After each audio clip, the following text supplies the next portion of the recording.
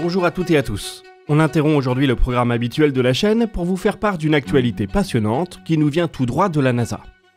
L'agence spatiale américaine vient de tenir une conférence de presse où elle a annoncé la découverte de potentielles biosignatures, des signes de vie dans un échantillon martien.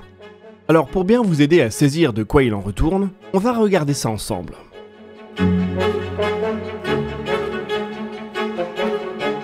La conférence s'est terminée hier soir et elle est accompagnée d'un papier publié dans la revue Nature. Un peu de contexte pour commencer. Le rover Perseverance parcourt depuis quelques années une région de la planète rouge qu'on nomme le cratère Jezero. C'est un bassin d'impact qui a également abrité un lac ou les bords d'une mer il y a 3 à 4 milliards d'années, à l'époque où Mars avait encore de l'eau liquide en surface. Perseverance a collecté tout plein d'échantillons très intéressants. On vous a détaillé certains d'entre eux dans une vidéo l'été dernier. Aujourd'hui, l'agence spatiale a souhaité nous en présenter un en particulier, qui pourrait bien devenir le centre des enquêtes les plus exaltantes de l'espèce humaine, la recherche de vie extraterrestre.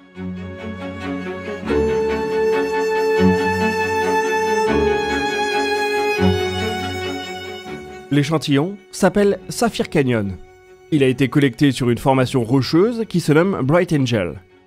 Il est composé de mudstone, une espèce d'argile sédimentaire, et d'un conglomérat de petits graviers cimentés ensemble. Grâce aux outils de Perseverance, une équipe de chercheurs a pu mener une analyse chimique assez poussée de l'échantillon. Et ils y ont découvert 2 minéraux, de la vivianite et de la grégite. 2 espèces qui sont fortement liées aux vivants sur Terre.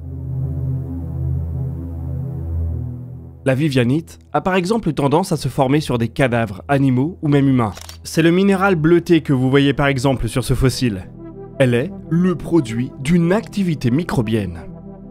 Forcément, quand on en trouve sur Mars, il y a de quoi être excité. La formation rocheuse dans laquelle l'échantillon a été extrait est vieille de 3,5 à 3,8 milliards d'années. C'est exactement la période et l'endroit où on s'attendrait à trouver de l'eau sur Mars. On est dans un milieu sédimenteux, aux bonnes températures, bref, le scénario idéal.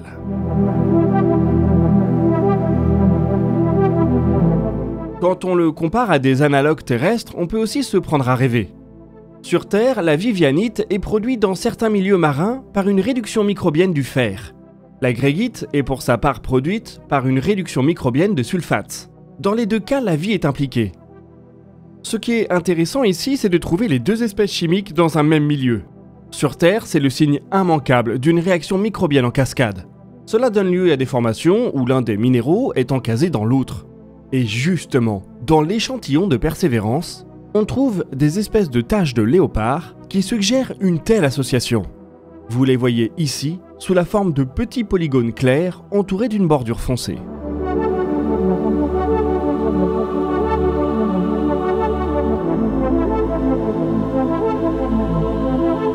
On semble donc bien être en face d'une biosignature potentielle, probablement la plus convaincante jamais trouvée sur Mars.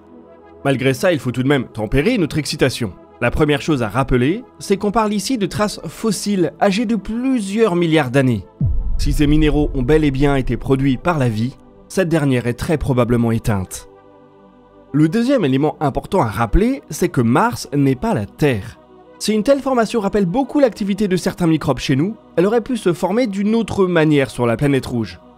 Les chercheurs proposent d'ailleurs une explication abiotique, c'est-à-dire qui n'a pas recours aux vivants, qui pourrait fonctionner.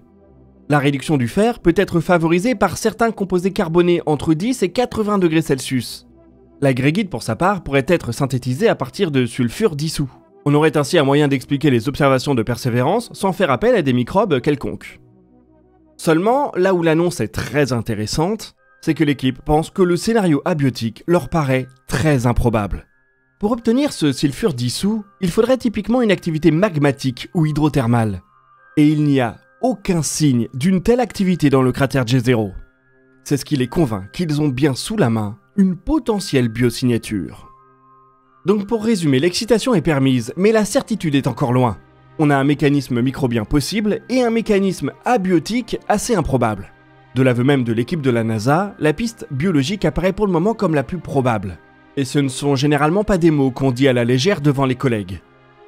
L'équipe a passé 1 an à essayer de modéliser des processus abiotiques sans grand succès. Bien entendu, d'autres équipes vont passer au peigne fin ce résultat. Elles pourront peut-être découvrir encore d'autres explications potentielles. On ne peut donc pas encore crier qu'on a découvert des fossiles de martiens, mais on tient la piste la plus solide à ce jour.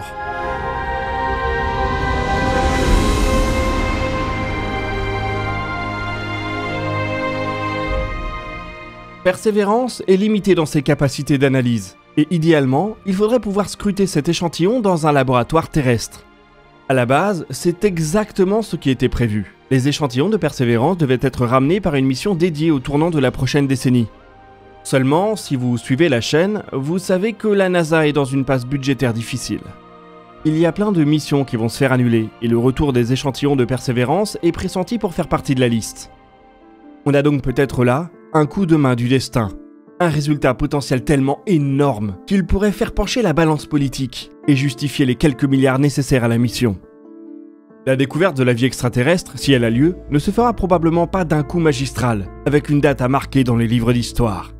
Il est plus probable qu'il s'agisse d'une série de découvertes plus mineures, comme celles qu'on vient d'évoquer aujourd'hui, qui s'inscriront sur plusieurs années ou décennies. Chacune d'entre elles fera pencher un peu plus la balance dans un sens ou dans l'autre, jusqu'à ce qu'on parvienne un jour à une quasi-certitude. C'est un peu comme ça que les choses ont fonctionné pour l'eau martienne. Des indices de plus en plus nombreux, de plus en plus probants, qui finissent par déboucher sur une certitude. Oui, il y a bien eu de l'eau liquide à la surface de la planète rouge.